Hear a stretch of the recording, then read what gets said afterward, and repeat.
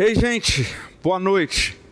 Que a graça, que o favor, que a presença poderosa de Jesus esteja aí onde você está nesse momento. É muito bom poder ter você hoje, nesse momento, com a gente. Nós preparamos tudo isso com muito carinho, com muito zelo, para que você pudesse hoje usufruir desse tempo de encontro online, mas que é real, é de fato algo que Deus preparou para a sua vida.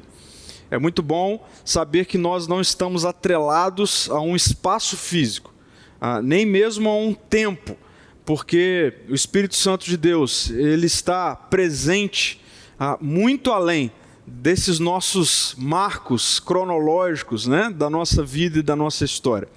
Então, a você que hoje, nesse momento, está aí participando desse encontro, a minha oração é para que Jesus fale ao seu coração, para que Ele continue a falar ao seu coração, para que a presença poderosa do Espírito Santo de Deus possa, de alguma maneira, trazer profundas reflexões para a sua vida, profundos alinhamentos na sua história.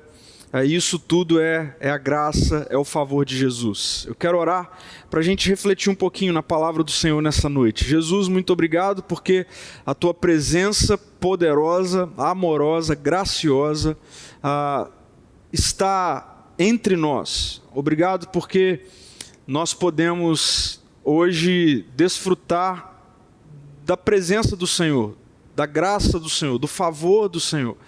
Isso é imerecido. Isso vem do Senhor para as nossas vidas. E eu oro para que nesse momento, o Espírito Santo de Deus, nesse momento, onde cada um dos meus irmãos e irmãs estão agora participando desse encontro, que a presença poderosa do Teu Espírito possa nos trazer ao mais profundo entendimento acerca daquilo que o Senhor tem para as nossas vidas nessa noite e a partir dessa noite, em nome de Jesus. Amém, amém. Paulo chegou em Atenas e ficou chocado, ficou assustado, ele se entristeceu com a quantidade de ídolos que ele viu espalhados pela cidade de Atenas. Agora, o que comove o coração de Paulo naquela ocasião? O que comove o coração de Paulo de ver tantos ídolos espalhados na cidade de Atenas era o que ele sabia que eram feitos para satisfazer esses falsos ídolos. Paulo sabia que sacrifícios eram feitos em nome da idolatria naquele contexto. E ao longo desses domingos a gente tem refletido acerca de que fundamentalmente nós não somos diferentes de culturas passadas. Apesar de séculos terem passado, nós continuamos ainda muitas vezes mantendo uma relação idólatra com realidades do nosso cotidiano. Mudaram-se os ídolos e as formas de adoração e sacrifício, mas eles estão tão presentes hoje quanto no passado, quanto nesse dia em que Paulo em Atenas se deparou com uma quantidade enorme de ídolos espalhados na cidade. Nós já refletimos até aqui sobre dois ídolos presentes na nossa cultura. O dinheiro, um ídolo contemporâneo, um ídolo que cobra sacrifícios. O sucesso, um ídolo dos nossos dias e um ídolo que cobra sacrifícios. E hoje eu quero refletir com você sobre um outro tipo de idolatria presente na nossa sociedade. Eu quero conversar hoje, refletir com você sobre a idolatria do prazer. A idolatria do prazer. E de maneira bem objetiva, prazer tem a ver com sensação de bem-estar. Se você procurar uma definição aí no Google, você vai encontrar, dentre algumas definições, essa: sensação de bem-estar. Esse sentimento de que eu estou, de certa forma, me alegrando em algo, me regozijando em algo, sentindo algo que está me fazendo bem. Uma sensação de bem-estar. E isso, logicamente, envolve muitas áreas e muitas dinâmicas na vida humana. Por exemplo, o prazer emocional. Quando nós estamos emocionalmente bem, algo que acontece, aquilo gera nas nossas emoções uma sensação boa, uma sensação de bem-estar. Então, prazer emocional, prazer físico. Existe o prazer físico, inclusive envolvendo hormônios que estão por trás dessa sensação de bem-estar físico. Existe o prazer espiritual, existe o prazer relacional, enfim, a vida humana, a dinâmica da vida humana, tem muitas vezes essa relação com o bem-estar, com o prazer. E o prazer, logicamente, é algo bom. O prazer é algo positivo, é algo, sim, que faz bem. Todavia, assim como muitas outras coisas que são boas, também o prazer pode se tornar um ídolo. E aí, como um ídolo, ele é terrível. Porque como um ídolo, o prazer também começa a cobrar sacrifícios. Sacrifícios. O hedonismo é uma corrente filosófica. E é uma corrente filosófica que compreende o prazer como o bem supremo e a finalidade da vida humana. Um filósofo do passado, conhecido como o pai do hedonismo, chamado Epicuro, antes de Cristo, ele resume muito bem essa filosofia do hedonismo com essa frase: o prazer é o princípio e o fim de uma vida feliz. Preste atenção nisso. O prazer é o princípio e o fim de uma vida feliz. Ou seja, tudo se resume a prazer. A vida se resume a se sentir bem, a sentir sensações de bem-estar. Para que serve a vida? Para ter prazer. Apesar da idolatria do prazer não ser algo novo, como vimos aqui citando um filósofo de antes de Cristo, existem particularidades na nossa cultura contemporânea que eu diria que potencializam tal idolatria, a idolatria do prazer. E eu quero destacar apenas duas características muito latentes nos nossos dias que potencializam a idolatria do prazer. Primeiro, a nossa cultura individualista, a cultura do individualismo presente na sociedade contemporânea. Aliás, aqueles que analisam o hedonismo hoje nos nossos dias apontam especialmente para a ênfase contemporânea no indivíduo em detrimento do comunitário como uma dessas particularidades presentes nesse tempo e que tornam a questão do hedonismo, essa questão da idolatria do prazer, algo extremamente potencializado nos nossos tempos. Numa cultura marcada pelo individualismo, imagine só, onde cada indivíduo entende que tudo existe para gerar em si prazer. Imagine como isso fica em termos de sociedade. Todo indivíduo entende que a vida gira em torno de gerar em si próprio prazer. Mas uma outra realidade presente na nossa cultura, que potencializa a idolatria do prazer, é a cultura do imediatismo, presente nos nossos dias. Então, não somente o prazer de cada indivíduo importa, mas esse prazer precisa ser imediato para cada indivíduo.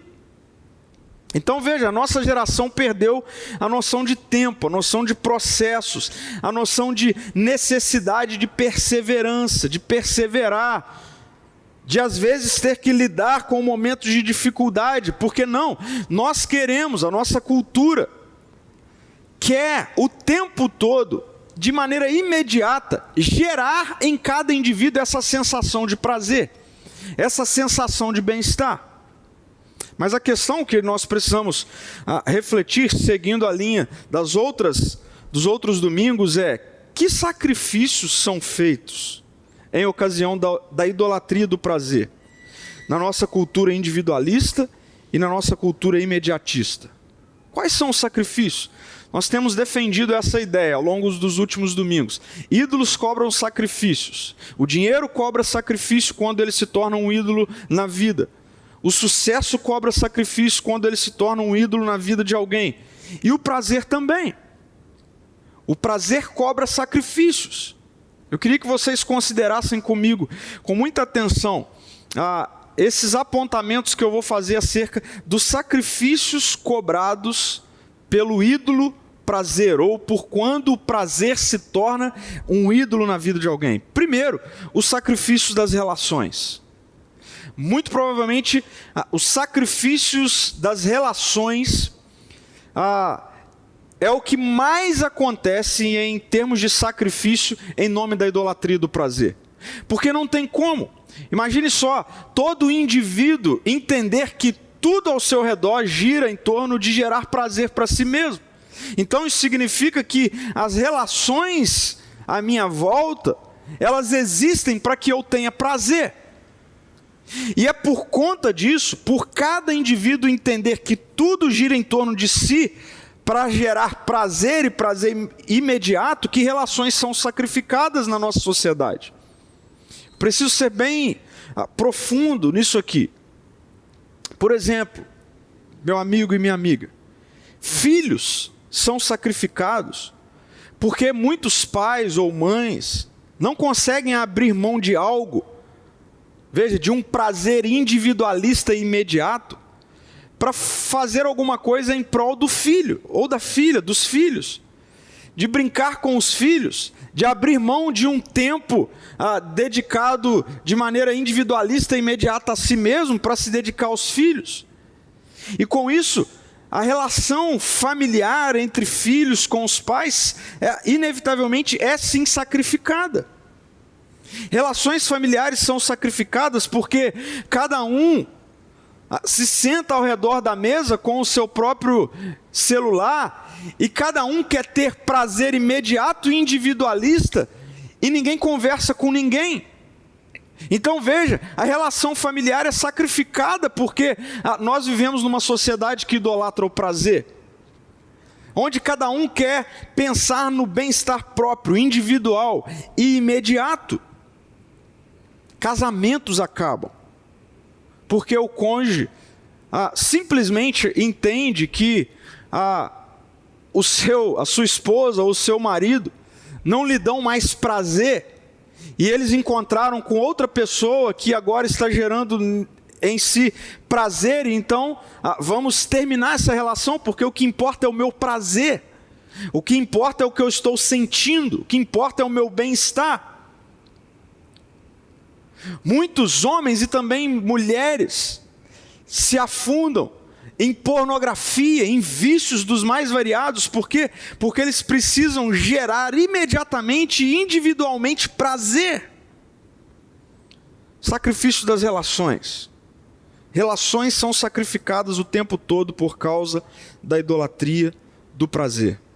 Mas eu quero fazer um segundo apontamento de sacrifícios feitos em nome da idolatria do prazer. Sacrifício da maturidade. Sacrifício da maturidade. Gente, nós vivemos uma infantilização cultural em massa nos nossos dias, que tem se refletido em uma descaracterização em massa de identidade nos nossos dias. E sabe o que está por trás muitas vezes disso? Desse retardo de amadurecimento na vida de homens, na vida de mulheres, a idolatria do prazer. Sabe por quê? Porque amadurecer inevitavelmente dói.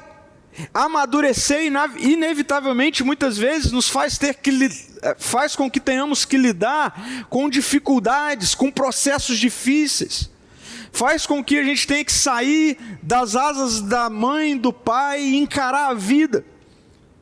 E porque muitas pessoas na nossa cultura que idolatra o prazer não estão dispostos a passar por isso, por momentos de dificuldade, por momentos de dor. Então sim, em nome da idolatria do prazer, existe o sacrifício da maturidade nos nossos dias. A sociologia vem mostrando isso, a antropologia, a psicologia, enfim. As ciências humanas vêm mostrando que existe uma geração presente que está cada vez mais demorando a amadurecer.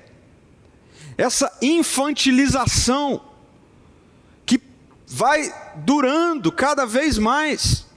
Homens, mulheres já adultos, mas com cabeças de adolescentes. Por quê? Porque acham que a vida gira em torno de dar a eles prazer individual e imediato. Nós temos, por exemplo, um ótimo instrumento na nossa cultura contemporânea para isso, que é o entretenimento. O entretenimento na nossa cultura serve como um anestésico para dores do dia a dia, para dores do amadurecimento. O entretenimento tem a ver com se afundar na internet, se afundar em séries, em jogos, para não ver a vida acontecer, para de certa forma se abstrair dos processos naturais da vida. E o problema é que isso tem gerado esse sacrifício da maturidade nos nossos dias. A idolatria do prazer está muito presente na nossa sociedade. E eu me lembrei, pensando nisso,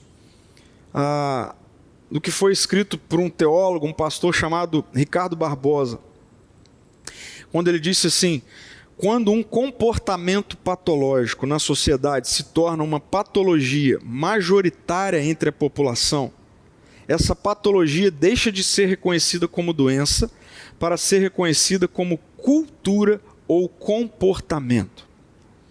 Com esse pensamento, eu diria que o hedonismo, o prazer a todo custo, o prazer individualizado e imediato, se tornou um comportamento dos nossos dias. E isso aponta para a idolatria do prazer presente nos nossos dias. Agora, apesar do hedonismo ser cultural nos nossos dias, eu não quero que o prazer se transforme num ídolo sobre a minha vida. Um ídolo que vai começar a fazer com que sacrifícios sejam feitos. E gradativamente eu comece a sacrificar as minhas relações, seja relação com os meus filhos, relação com a minha esposa, relação com vocês, relação com aqueles que estão à minha volta, tudo em nome de satisfazer este ídolo contemporâneo chamado prazer. E eu não quero isso para a sua vida também. Porque idolatrar o prazer significa caminhar para a destruição, caminhar para uma vida altamente fútil, caminhar para a tristeza, caminhar para viver em contradição àquilo que é de fato uma boa vida. Eu não quero que o prazer se transforme em um ídolo na minha vida ou na sua vida, a ponto da gente começar a sacrificar os processos naturais de amadurecimento na nossa vida. Processos estes que têm a ver com um Deus que nos criou. Um Deus que nos criou, e a Bíblia vai dizer que há tempo para tudo. Então, eu não quero que, em nome da idolatria do prazer, eu comece a sacrificar, ou você comece a sacrificar tempos, fases, temporadas de amadurecimento na sua vida. A minha oração é para que você não se insira também neste caminho destrutivo da idolatria do prazer. E pensando nisso, eu me lembro do Evangelho. Jesus tem algo precioso a nos ensinar sobre isso. Eu oro para que você não resista aos ensinamentos de Jesus nessa noite. Para a sua vida, para a minha vida. No Evangelho de João, no capítulo 13, nós temos o início da narrativa de um encontro de Jesus com os discípulos. Encontro este que, narrado no Evangelho de João, vai do capítulo 13 até o versículo 17. Um momento muito complexo na vida de Jesus e na relação de Jesus com os discípulos. Porque esse é um último momento de Jesus com os discípulos que antecede a cruz, que antecede a prisão de Jesus, o sofrimento de Jesus e a morte de Jesus. E no capítulo 13 de João, nós temos o início desse encontro, e este início de encontro nos apresenta Jesus, de certa forma, mostrando que o prazer, essa questão de bem-estar a todo custo, individual e imediato, não é o que de fato gera uma boa vida, ou uma boa vida feliz, ou uma vida plena. Eu quero ler com você alguns versículos de João no capítulo 13. Eu vou ler do versículo 1 até o versículo 5 e depois eu vou ler do 12 ao 17. Diz assim: antes da festa da Páscoa, Jesus sabia que havia chegado a sua hora de deixar este mundo e voltar para o Pai. Ele tinha amado seus discípulos durante o seu ministério na terra e os amou até o fim. Estava na hora do jantar e o diabo já havia instigado Judas, filho de Simão Iscariotes, a trair Jesus. Jesus sabia que o Pai lhe dera autoridade sobre todas as coisas e que viera de Deus e voltaria para Deus. Versículo 4, assim, levantou-se da mesa, tirou a capa, enrolou numa toalha na cintura, depois derramou água numa bacia e começou a lavar os pés dos seus discípulos, enxugando-os com a toalha que estava em sua cintura. Versículo 12, depois de lavar os pés deles, Jesus vestiu a capa novamente, retornou ao seu lugar e perguntou: vocês entendem o que eu fiz? Vocês me chamam mestre e senhor, e têm razão, porque eu sou. Uma vez que eu, seu senhor e mestre, lavei os seus pés, vocês devem lavar os pés uns dos outros. Eu lhes dei um exemplo a ser seguido, façam como eu fiz a vocês. Eu lhes digo a verdade, o escravo não é maior que o seu senhor, nem o mensageiro é mais importante que aquele que o envia. Agora que vocês sabem estas coisas, serão felizes se as praticarem. Inevitavelmente essa passagem nos leva a olharmos para a ação de Jesus. Na verdade, tudo que envolve essa passagem, culturalmente ou tradicionalmente falando, nos traz essa única imagem que, sim, talvez seja a imagem principal dessa cena, que é Jesus lavando os pés dos discípulos.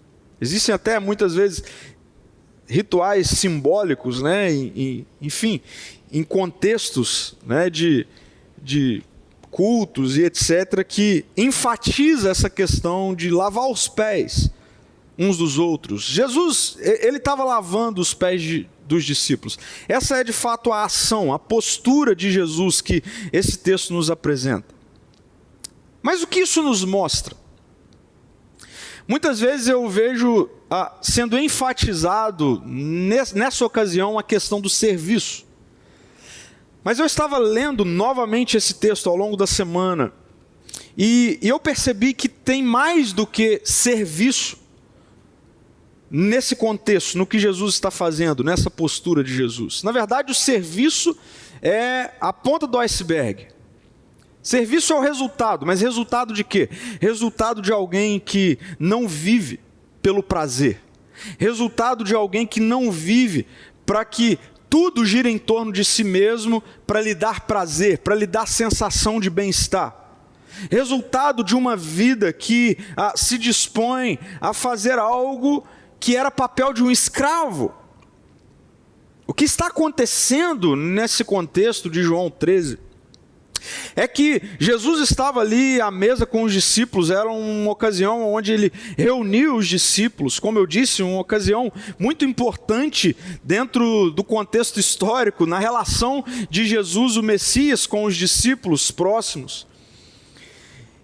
E sempre que na cultura judaica pessoas se reuniam para jantar, para uma ceia, era comum que na casa um escravo estivesse à porta, para que logo que os convidados chegassem e se assentassem, esse escravo lavaria os pés de cada convidado, porque as pessoas não andavam de sapato, tênis, carro, pelo contrário, elas caminhavam o tempo todo, quilômetros e mais quilômetros, em ruas de terra, de chinelo, de sandália. Então imagine os pés das pessoas quando chegavam para jantar. E outra coisa, a mesa naquela cultura não era essa mesa alta, com cadeiras altas, não. Os pés praticamente ficavam na mesa, ou sobre a mesa, ou muito próximo dos pratos. Então, precisava que um escravo, alguém estivesse ali para lavar os pés dos convidados. E certamente essa pessoa não era a pessoa principal da festa. Não era a pessoa que estava ali para se satisfazer da ocasião. Não, era a pessoa que estava ali para fazer com que os outros tivessem prazer, os outros tivessem bem-estar e pudessem comer uns próximos aos outros com os pés limpos. E Jesus fez isso nesse dia. Nesse dia não tinha alguém que pudesse fazer isso. E eu fico imaginando os discípulos ali esperando surgir alguém para fazer isso, e esse alguém é Jesus. E é tão interessante, eu não li esses versículos, mas os discípulos ficam tão chocados com essa postura de Jesus, que Pedro, ele chega a, de certa forma, achar inadmissível Jesus lavar os seus pés. Mas Jesus faz isso. Jesus faz isso. Jesus não era movido pelo prazer individual e imediato. Apesar de Jesus não se opor a ele, eu quero deixar isso muito claro para você. Porque muitas pessoas olham para a vida cristã como sendo uma vida avessa a prazer, avessa a bem-estar, e não é essa a ideia. E para isso a gente precisa olhar para Jesus novamente. Jesus era alguém que adorava estar numa festa. Jesus gostava de celebrações. Jesus, ele era inclusive chamado de comilão e beberrão. Jesus, ele estava sempre envolvido com pessoas. Jesus não vê problema em ter prazer, em se sentir bem, ter bem-estar. Mas Jesus mostra que a vida não gira em torno disso. A vida não gira em torno de prazer e bem-estar, ou mais. O mundo não gira em torno de você. O mundo não gira em torno de mim. As coisas não acontecem para que eu sinta prazer ou para que você sinta prazer o tempo todo, de forma individual e imediata. Jesus não idolatrava o prazer. Jesus não via problema em fazer o que um escravo deveria fazer. E Jesus está nos ensinando aqui algo a mais do que uma lição de serviço. Jesus está nos ensinando aqui, ensinando os discípulos naquela ocasião, que a vida não deve ser vivida apenas sobre o prisma do prazer. É isso. E eu quero ler novamente com você o último versículo que fecha esse momento, que é o versículo 17, quando Jesus vai dizer assim: agora que vocês sabem essas coisas, serão felizes se as praticarem. Veja, Jesus está dizendo, sabe, o bem-estar, o prazer, a felicidade. Então, muitas vezes está atrelado a vocês fazerem o que eu fiz. A não idolatrarem o prazer à custa de qualquer coisa ou de qualquer pessoa. Serão felizes. Então sim, você será feliz se o prazer não for um ídolo na sua vida. Você vai ser livre disso. E aí você vai descobrir verdadeira felicidade e plenitude. Agora, por que Jesus nos apresenta essa vida capaz de não ser escravizado pelo prazer? Por quê? E o texto nos mostra que isso é assim para Jesus, porque Jesus vive por convicções. A vida de Jesus é movida por convicções. A vida de Jesus não é movida pelo momento. A vida de Jesus não acontece por aquilo que ele está vendo só naquele momento. Porque é por isso que muitas vezes a nossa cultura se torna idólatra ao prazer, porque ela é imediatista. Então a gente quer saber como é que eu posso sentir essa sensação de bem-estar a todo custo, agora, imediatamente. E para isso nós passamos por cima de qualquer coisa ou qualquer pessoa. Jesus não é assim, porque Jesus ele se move por convicções. A vida de Jesus é vivida em convicções. A vida de Jesus é guiada por convicções. Que convicções são essas que Jesus nos mostra aqui? Primeiro, a convicção de viver pelo compromisso de amar. Jesus vive por essa convicção, pelo compromisso de amar. Veja o versículo 1 e 2 do capítulo 13 de João, diz assim: ele tinha amado os seus discípulos durante seu ministério na terra e os amou até o fim. Estava na hora do jantar e o diabo já havia instigado Judas, filho de Simão Iscariotes, a trair Jesus. Jesus amou Judas até o fim, sabendo que Judas iria traí-lo. Jesus amou os discípulos até o fim, é o que o texto está dizendo, sabendo que todos eles, em instantes depois, o abandonariam.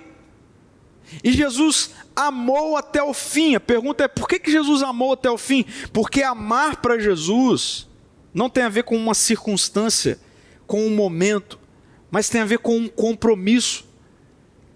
Tem a ver com um compromisso de amar. Tem a ver com extrapolar a dimensão do sentimento e da sensação.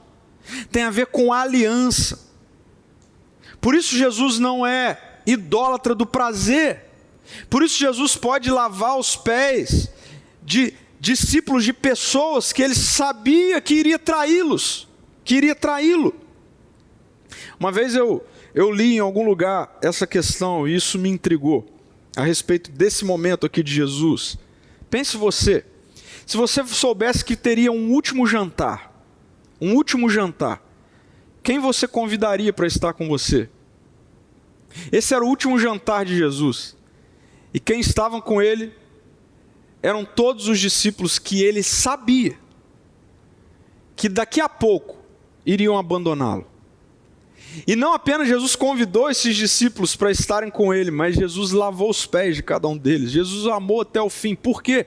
Porque Jesus tem um compromisso de amar. Ele vive por essa convicção.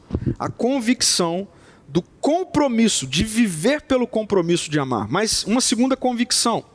Jesus tem convicção de autoridade sobre todas as coisas. O versículo 3, na primeira parte, vai dizer assim: Jesus sabia que o Pai lhe dera autoridade sobre todas as coisas. Jesus sabe quem ele é para o Pai. E Jesus sabe que o Pai deu a ele autoridade para não ter que se escravizar por uma sensação momentânea de prazer. Jesus sabe que ele tem a autoridade para dizer para as suas sensações que não são elas que guiam a sua vida, mas é ele que tem autoridade para governar todas elas. Por isso Jesus podia amar os discípulos até o fim, e Jesus podia fazer o que ele fez, porque Jesus vive pela convicção de autoridade sobre todas as coisas. Jesus não é escravo do prazer, não é escravo do bem-estar a todo custo. Mas ainda tem uma terceira convicção que eu vejo Jesus vivendo e movendo a vida de Jesus, que é a convicção do seu destino. Versículo 3, na segunda parte do versículo, vai dizer assim: Jesus sabia que viera de Deus e voltaria para Deus. Jesus sabe para onde ele está indo. Jesus sabe que a vida dele não está definida por aquele jantar. Jesus sabe que a vida dele não se define por aquilo que ele está vendo, nem por aquilo que ele veria logo após, que era destruição, sofrimento e morte. Jesus sabia que ele estava voltando para o Pai. Jesus tem na sua mente, no seu coração, uma convicção da eternidade. Ele sabe que tudo que ele estava vendo naquele contexto não era verdade sobre ele, mas que era uma parte, um caminho, que ele estava voltando, indo em direção ao Pai, à eternidade. Jesus tem convicção do destino dele. Jesus sabia de onde ele veio e para onde ele estava indo. E por essas convicções, Jesus nunca foi escravo do prazer. Ao longo de toda a vida de Jesus, narrado nos evangelhos, nós encontramos isso. Jesus nunca ficou se defendendo. Jesus nunca precisou ficar passando por cima das pessoas para gerar nele algum tipo de sensação, de bem-estar, de conquista. Não, Jesus não é escravo do prazer. Tanto não é que ele podia até mesmo lavar os pés de discípulos que o abandonariam. João 13, como eu disse, narra o início de um encontro de Jesus com os discípulos, que começa com essa lição. Mas o capítulo 14 de João inicia com Jesus falando que ele está indo embora. E muitas pessoas interpretam o texto achando que Jesus estava, naquele momento, se referindo a ir para o céu. mas se esquecem que, sim, Jesus tem convicção de que ele está indo para a eternidade, mas que ele está ainda num caminho, onde nesse caminho ele se encontraria com a cruz. E no capítulo 14, Jesus começa a falar acerca do que aconteceria quando ele fosse para a cruz, e que a partir da cruz seria possibilitado. E Jesus então no capítulo 14 começa a falar daquele que Deus o Pai enviaria para ficar no lugar dele. Jesus começa a falar do Espírito Santo. Jesus chama o Espírito Santo de o encorajador ou o consolador em algumas versões. Eu quero ler com você João 14, versículo 16 e 17, que nesse contexto, falando a respeito do envio do Espírito Santo, Jesus diz o seguinte, 14, versículo 16, e eu pedirei ao Pai, e Ele lhes dará um outro encorajador, que nunca os deixará. É o Espírito da verdade. O mundo não pode recebê-lo, pois não vê e não o conhece. Agora preste atenção nisso. Mas vocês o conhecem, pois ele habita com vocês agora e depois estará em vocês. Jesus está falando para os discípulos o seguinte: ei, o Pai vai enviar um encorajador, e esse encorajador é o Espírito da verdade que nunca os deixará. Jesus está falando, eu estou deixando vocês agora, mas aquele que virá, o Espírito, nunca os abandonará. E Jesus começa a falar para aqueles discípulos, e é importante que eu vá, porque vocês, o mundo não pode recebê-lo, mas vocês sim, vocês estão me vendo agora, e Ele é Deus, porque eu estou com vocês. E Jesus diz, mas quando eu for, Ele virá e será em vocês. Jesus está dizendo, tudo que vocês me viram fazer e realizar, o meu estilo de vida, as minhas convicções, vocês viram porque eu estou com vocês, mas daqui a pouco, toda a minha vida, as minhas convicções estarão em vocês, mediante a presença do Espírito. Sabe o que isso significa? Isso significa que da mesma forma como Jesus demonstrou que o prazer não era o que o movia, como um ídolo, todo aquele que está nele, pela fé em Jesus, também é livre desse risco, é livre dessa idolatria. Mas para experimentarmos da liberdade da idolatria e do prazer, nós também precisamos das mesmas convicções que moviam Jesus. E essa é a boa notícia que eu quero te dar. Se você é alguém que crê em Jesus, se você é alguém que se rendeu ao Evangelho, se você é alguém que tem em Jesus o seu Senhor, o seu Salvador, ao invés de você viver a vida tendo que sacrificar relacionamentos em prol de o tempo todo ter que sentir prazer, sacrificar a sua maturidade, eu quero que você saiba que as convicções de Jesus agora estão em você. Que convicções? Primeiro, você recebeu provisão para ser convicto de que você vive pelo compromisso de amar. A vida de Jesus está em você, a convicção de Jesus está em você. Você vive pelo compromisso de amar. Você é livre para amar por compromisso e não por sensação. Você é livre para amar por aliança e não meramente por um prazer momentâneo, por uma sensação momentânea. Você é capacitado a viver por alianças de amor e não pelo domínio do prazer, que muitos chamam de amor. O que muitas vezes a nossa cultura chama de amor nada mais é do que idolatria do prazer, não é amor. Mas a boa notícia é que se você se rendeu ao Evangelho, essa convicção de viver pelo compromisso de amar está em você. Então sabe o que isso significa, meu amigo e minha amiga? Se você está em Cristo, ao invés de você viver de rompimentos atrás de rompimentos, porque sempre em algum momento alguém vai te frustrar, alguém vai deixar de te dar prazer, alguém vai fazer com que você tenha uma sensação contrária a prazer, e aí ao invés de você, sempre que se deparar com isso, você então romper, deixar de amar, não, você vai continuar, você tem um compromisso de amar, você tem uma aliança de amar, você vai parar de viver por rompimentos, fruto de relacionamentos descartáveis, você vai poder amar até o fim, você vai poder amar até o fim. Você vai poder viver pelo compromisso de amar, e não escravizado por esse ídolo chamado prazer, que tem a ver com essa sensação que a gente precisa sentir o tempo todo, e quando eu não sinto, então é hora de trocar o relacionamento. Segundo, se você está em Cristo, você pode viver pela convicção de que tem autoridade sobre todo e qualquer sentimento que muitas vezes vem na sua mente, no seu coração. Essa convicção de autoridade é o que nos leva a não sermos escravos do prazer a qualquer custo, a passarmos por cima de tudo e de todos, a fim de alimentá-lo.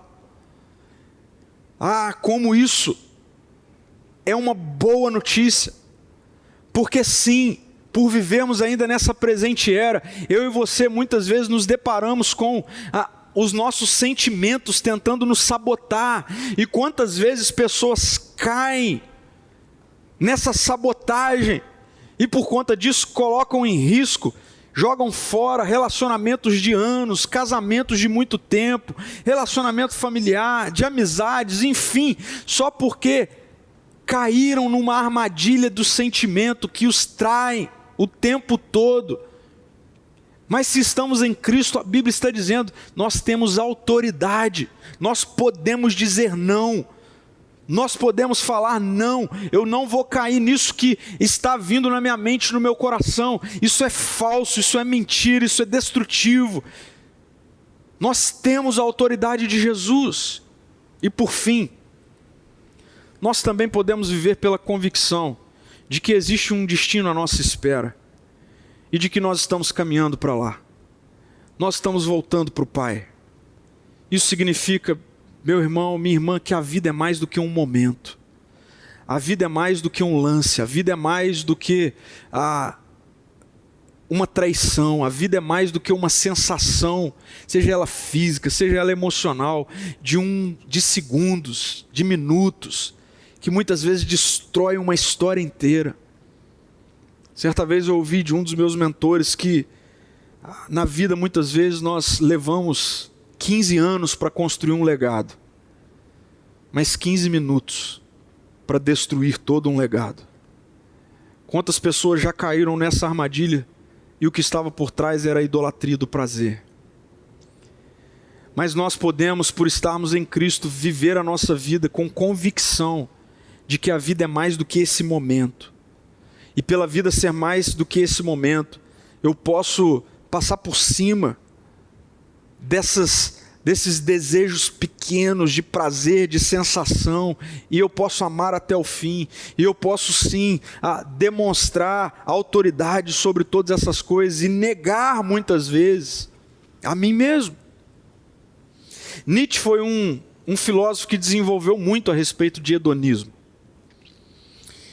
E ele desenvolve a sua dimensão de hedonismo, dessa questão do prazer como bem máximo da vida humana, muito atrelado ao seu ateísmo. E na filosofia de Nietzsche, algo que ficou conhecido foi o que se denominou por filosofia estética, ou seja, a vida é o que se vê. A vida é o que se vê, então, se a vida é o que se vê, a vida é o momento que você está vendo agora. E aí, a partir dessa ideia da filosofia estética de vida, olha só a máxima, uma frase que ficou muito conhecida de Nietzsche. Já que não há sentido para a vida, que ela tenha gosto. Já que não há sentido para a vida, que ela tenha gosto. Em outras palavras, já que não tem sentido nenhum para a vida, se a vida é só o que a gente está vendo agora, então pelo menos que ela tenha prazer. Agora, preste atenção nas implicações disso. Preste atenção nas implicações disso. Destruição, sacrifício atrás de sacrifício. E o Evangelho nos liberta disso. Nos liberta porque o gosto da vida não está atrelado ao que eu vejo. O gosto da vida não está atrelado ao que eu ouço.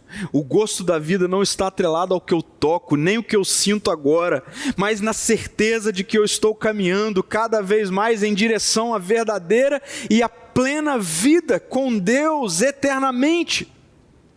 Eu estou aqui, mas eu não sou daqui. Por isso a Bíblia vai dizer que aqueles que estão em Cristo são, nesse tempo, como peregrinos, que estão passando por aqui, mas não são daqui. E por isso, por não ser daqui, por eu saber para onde eu estou indo, eu não sou escravo de absolutamente nada do que está acontecendo aqui. Eu não sou escravo do que eu estou vendo agora, eu não sou escravo de um momento. Eu posso negar a mim mesmo e as minhas sensações, porque eu sei para onde eu estou indo. Eu queria fechar esse ponto com uma frase que eu li há um tempo atrás, do Hendricks, quando ele diz assim, preste atenção, a maioria das pessoas pensa que está na terra dos viventes, em direção à terra dos mortos. Mas a verdade é que estamos na terra dos mortos, indo em direção à terra dos viventes. Essa é a notícia maravilhosa do Evangelho. Eu olho para o que eu vejo ao meu redor, e o que eu vejo ao meu redor muitas vezes é tragédia, é caos, é disfuncionalidade, é injustiça. E não tem como, eu olho e eu vejo, não, essa é a terra que está morta. Mas o Evangelho está nos conduzindo para a restauração desse tempo. Por isso é essa notícia de que nós estamos na terra dos mortos, indo em direção à terra dos viventes. Porque a Bíblia vai dizer que quando Cristo voltar, aqueles que estão mortos ressuscitarão, e ressuscitarão para uma vida eterna. Não haverá mais morte. Então sim, nós estamos indo do tempo de morte para o tempo de vida. Sabe o que significa? Que você precisa pensar mais na eternidade. Se você quer vencer a idolatria do prazer, você precisa se encharcar mais de eternidade. Se você quer viver livre da escravidão, das sensações do momento. Eu quero terminar com essa questão para você. Você é movido pelo prazer? O que te move é o prazer. Você é movida pelo prazer. Seja nos seus relacionamentos, seja naquilo que você faz. O tempo todo, o que importa é você estar sentindo bem-estar. Preste atenção. Você é alguém que na sua história tem vivido de rompimentos atrás de rompimentos relacionais, simplesmente porque em algum momento você deixou de ter prazer. Em nome de Jesus, que o Evangelho te liberte, porque isso não é vida. E Jesus disse que Ele veio trazer vida e vida plena. E o texto que nós lemos mostra que Jesus diz que se vocês querem viver felizes, então façam o que eu fiz. E o que Jesus fez? Jesus nunca foi escravo do prazer. E Jesus nunca foi escravo do prazer porque a convicção dele é de que ele vivia pelo compromisso de amar. Viva pelo compromisso de amar. Viva pelo compromisso de amar quem você assumiu amar. Sim, terão dias difíceis. Nem sempre a sensação é de bem-estar. Mas não é por isso que você tem que procurar outro ou outra que te dê sensação de bem-estar, porque isso é um buraco sem fundo. Porque só Jesus, só o Evangelho pode satisfazer plenamente a minha vida e a sua vida. Pare de usar pessoas como meios para o seu prazer. Você é alguém movida pelo prazer. Então em Cristo saiba que você recebeu autoridade para não ser mais escravo disso. Você é alguém que vem sendo movido ou movida pelo prazer. Então em nome de Jesus, pense na eternidade. Não defina a sua vida pelo que você vê, por um momento, por um instante. É muito mais do que isso. É vida plena, vida abundante, eterna. Por isso nós não podemos e nem precisamos mais viver uma vida de idolatria do prazer. E a consequência disso, de viver pelo Evangelho, é que nós descobriremos felicidade, alegria, plenitude agora mesmo, em Jesus. Eu quero orar por você. Senhor, muito obrigado. Muito obrigado porque, olhando para a sua história, nós temos não apenas um Salvador, mas nós também temos um modelo. E obrigado porque isso é tão real que o Senhor não apenas veio aqui, viveu entre nós e se entregou e morreu e ressuscitou e voltou para o Pai, mas o Senhor, como nós lemos no Evangelho de João, no capítulo 14, enviou para dentro de nós a sua vida. Que notícia maravilhosa, Senhor. Que presente do Evangelho. Porque isso significa que podemos até viver numa cultura que idolatra o prazer. Podemos até viver numa cultura que idolatra um prazer individualista e imediato. Mas nós, por termos a sua vida em nós, não mais somos escravos do prazer.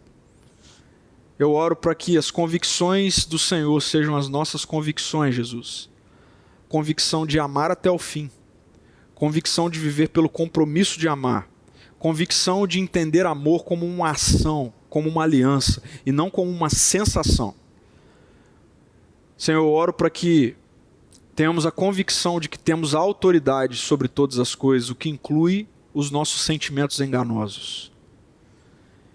E Senhor, queremos viver pela convicção de que a vida é mais do que um momento, mas de que nós estamos voltando para a casa do Pai.